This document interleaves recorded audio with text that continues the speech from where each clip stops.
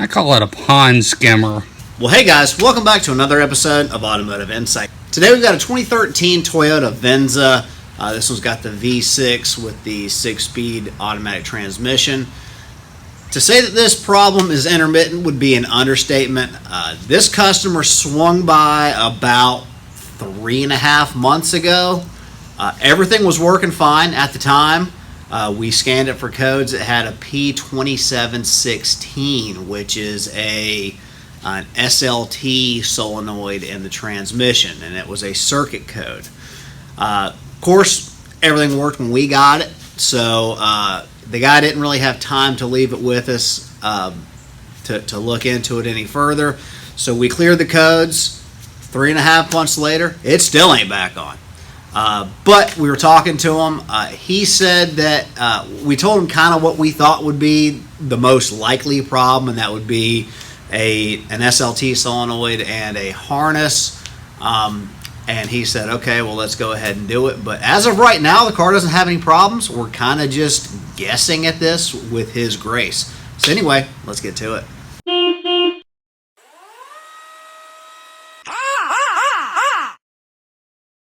Okay. Go ahead and get our transmission fluid draining. It is a 6mm Allen.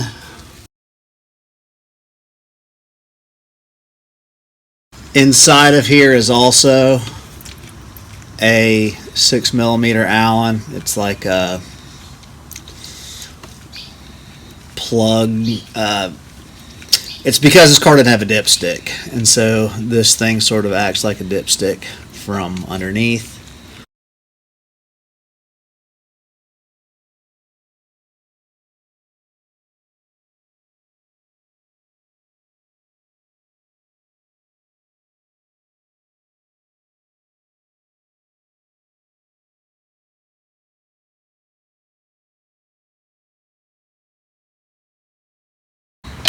So we'll get that draining. While that's draining, again, this is really just for your benefit. I would force my way up around here to get these bolts, but I'm going to take this off so that you guys can see what's going on.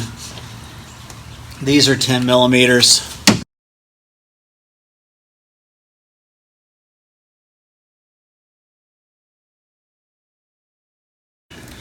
Alright, so while that's still kind of, if you wait for that to stop, you'll just never work on another car again the rest of your life. We're going to take our pan off. It's a whole bunch of 10mm.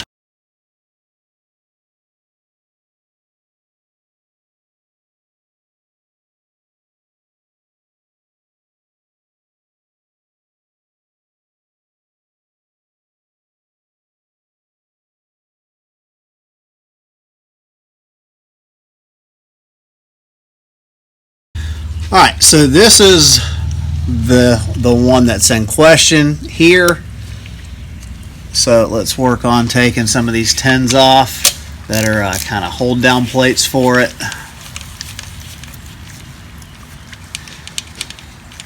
You might want to make a note of where these bolts go, because they are oftentimes slightly different lengths.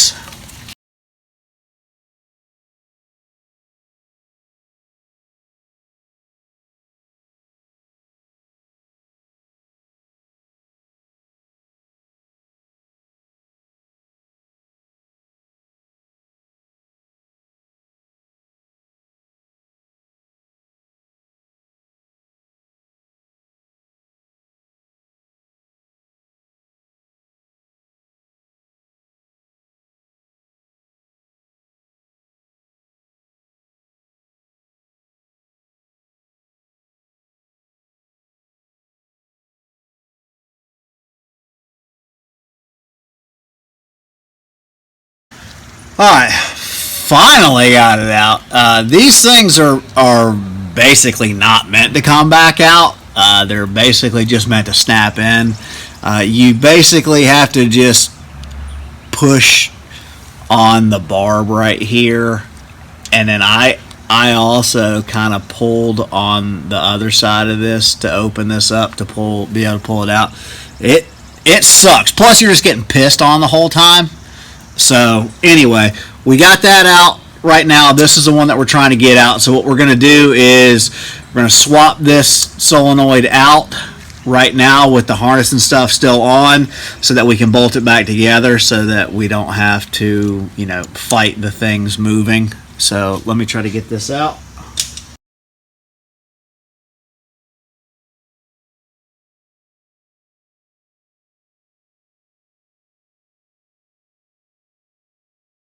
So when you're working on it, you can see that there's this plate here, and then there's also another plate behind it that holds that into place.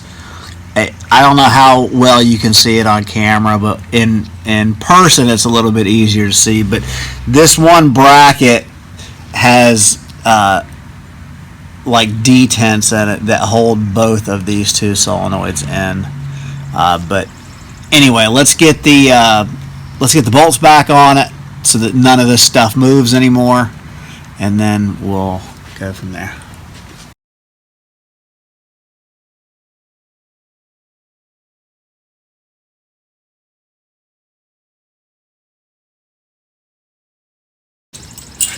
So there are in fact two different length bolts, and they are not that much different from each other.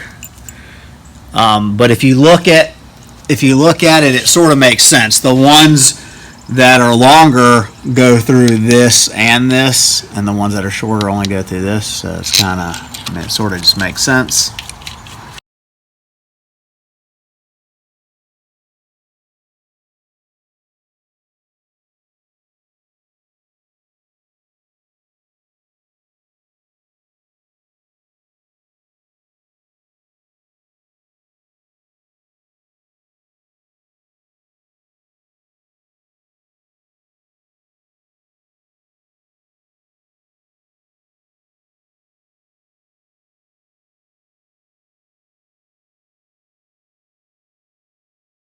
Alright, we got all of our connectors undone, except for this main one here. And we'll just start going down the line.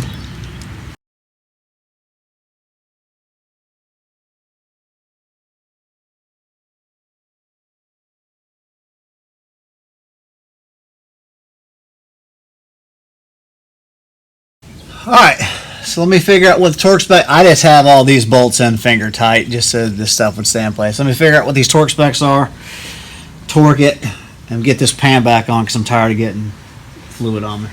Torque spec on the valve body bolts are 8 foot-pounds. I'm just going to kind of work it the way I would like a cylinder head or a valve cover, and kind of work from the inside out. And one thing I didn't, Joe was doing stuff off camera. Swap this bracket over to hold this harness on, and it goes underneath this bolt right here.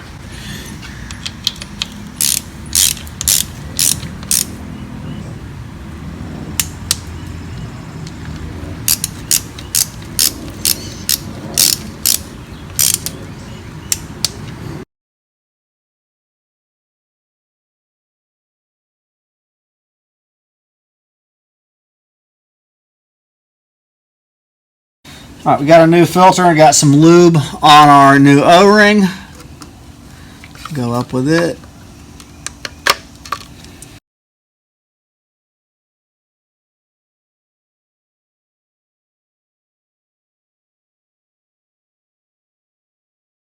All right, we got our pan clean, our magnets clean, surface clean, new gasket. So the instructions actually tell you to put sealant on every one of these bolts, the pan bolts, which I find odd because the only one that has any sealant on it is that one. So I'm going to get one in just so I can hold it up there. I'm going to put some blue thread locker on them and go back in with it.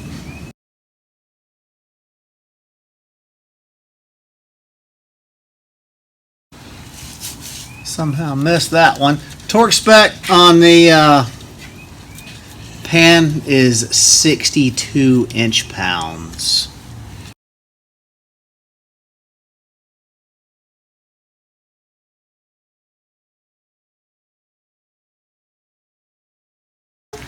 You just run this in by hand until it bottoms out.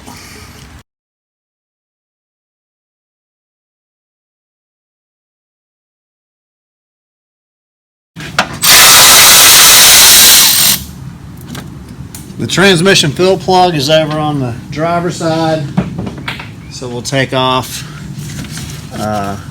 this side piece. It's 2 10s and a push pin clip.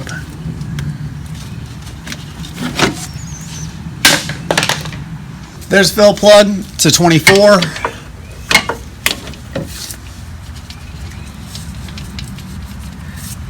And it uses WS fluid.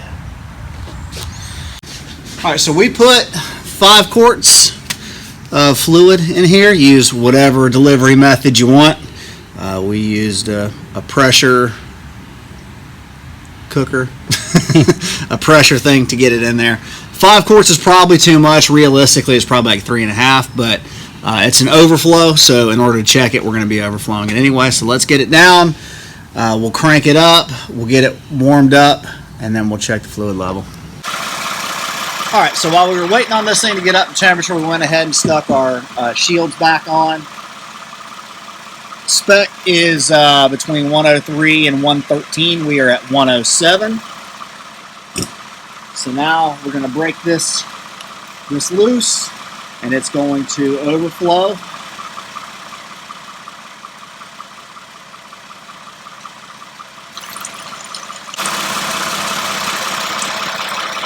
Once it starts doing whatever adjective you want to call this, you're good.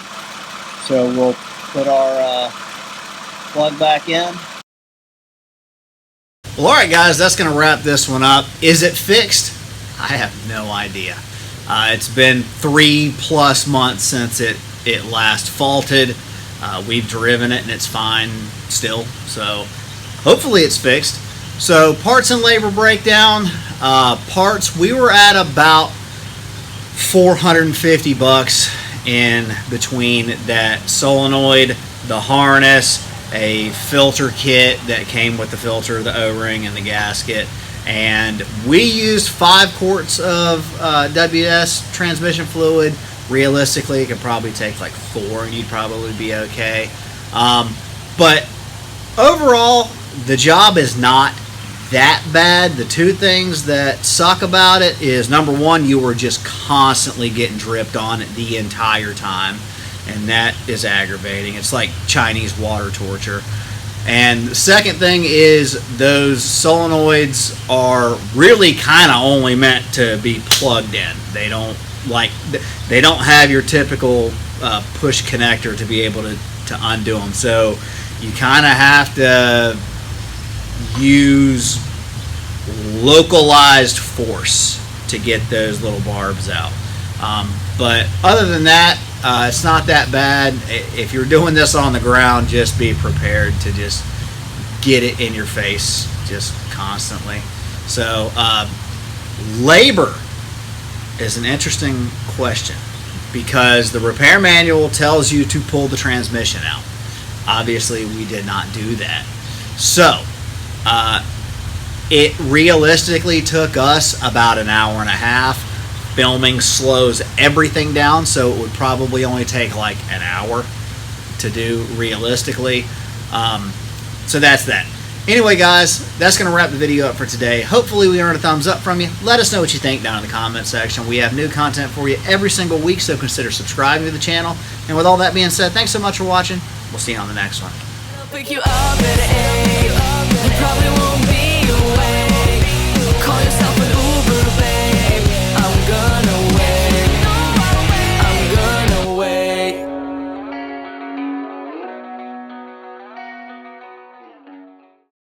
Did you know that they have beard competitions?